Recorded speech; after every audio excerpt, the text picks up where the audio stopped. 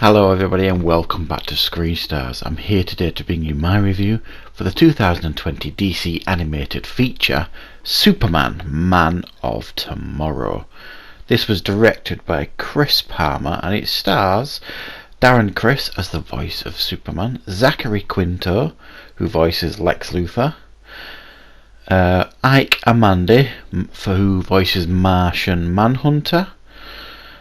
We get Alexandra Daddario for Lois Lane, Brett Dalton for Parasite, and Ryan Hurst voices Lobo.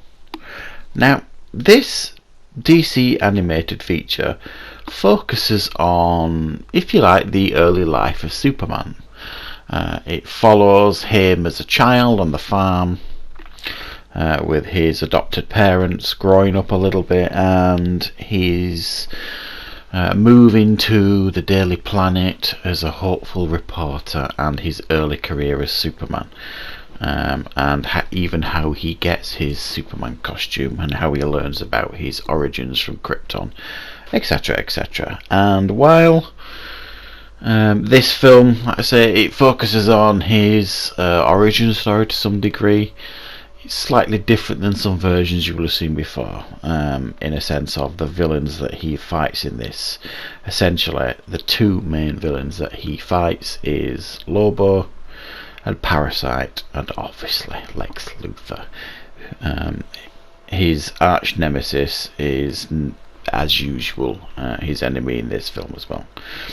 Right, so that's kind of the story here on Superman Man of Tomorrow. What were my thoughts on this DC feature?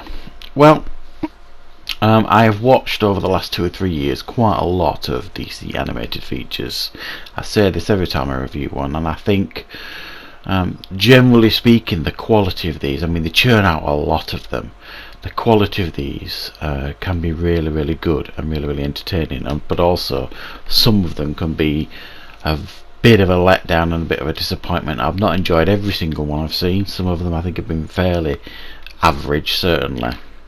This one rises a little bit above, I think. This is a careful attempt to retell the story of Superman in his early years, if you like, and I think it mostly succeeds in what it's trying to do. It was an entertaining watch. I liked the fact that they start at the beginning again for Superman and told this story again. It's a story we're all familiar with, but it is sometimes nice to see it retold with a little bit of a new perspective, and I think that's really where this animated feature really succeeds here. The animation style is, as you would expect from the last few DC features, very nicely done, nice animated style, looks good. Wasn't completely sold on Superman, how he was drawn in this, if you like. I don't know, I know he was supposed to be young in his career and stuff. I don't know, I just didn't 100% like the way he was drawn. But what I did like here is how they tried to recapture the clumsiness of Christopher Reeve's portrayal of Clark Kent in the Superman movies, the Richard Donner movies.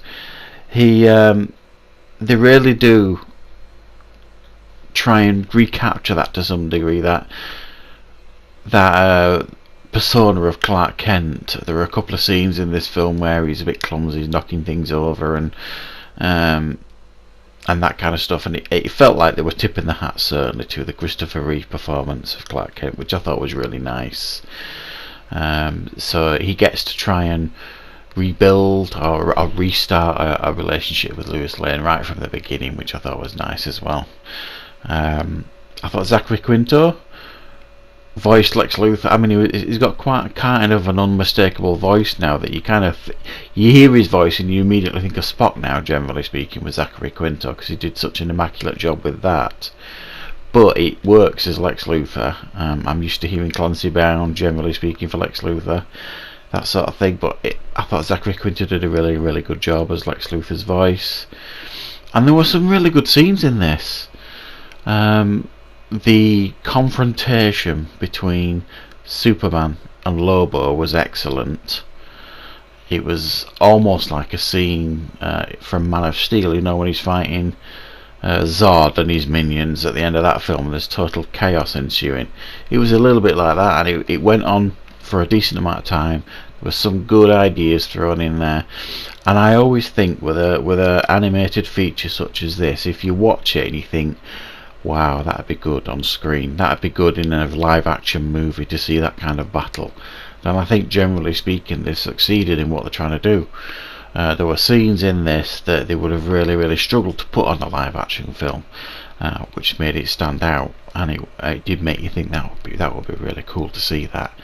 I really enjoyed the character of Lobo. I don't know an awful lot about Lobo. Obviously I've heard of him, and it's the first time I've seen him in anything like this. I thought he was a really fun character. I really enjoyed Lobo, and this Parasite. Again, it's not an enemy I know an awful lot about, which again, it's something really nice in telling this origin story for Superman.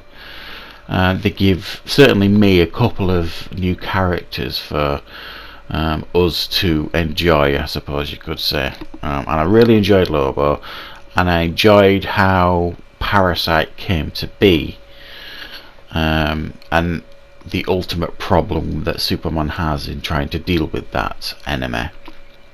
So ultimately I think this was a pretty decent Superman animated film, and I did enjoy it for the most part. Maybe I would have liked to have seen a bit more of a traditional enemy for Superman to face in here. At this point Lex Luthor is just predictable, you know, he's gonna stab Superman in the back at any opportunity, and he does the same in this film, so there wasn't any surprise really there. But I'm going to give it a 7 out of 10. I found it certainly to be entertaining, nicely made, some good animation on display here, and if you're a fan of Superman and DC animated films, there is certainly a film here for you to check out. So that is my review for Superman Man of Tomorrow. I hope you liked it. If you did, please click the like button. If you're new to the channel, please consider subscribing, and of course I will be back with more content on Screen Stars very soon.